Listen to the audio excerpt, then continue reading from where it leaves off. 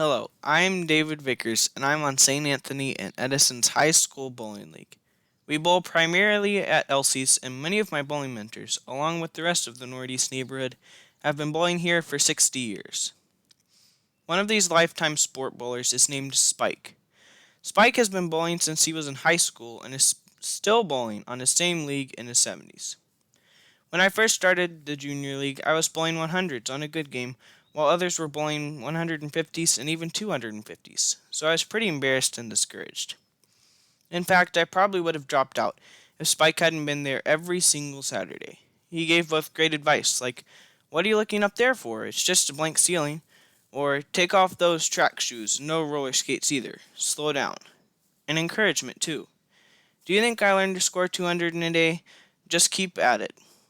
But one of the things I overheard Spike say is what gives me the greatest respect for him. He said as an electrician he could earn double or triple overtime if he worked on Saturdays. But Spike said, "If I keep one kid off the streets by coming here every Saturday, it's worth all the double and triple overtime I could earn." I'm pretty sure in his 30 years of consistently helping guys like me, he's kept more than one of us out of a whole lot of trouble. Thank you, Spike, for investing in me and so many others.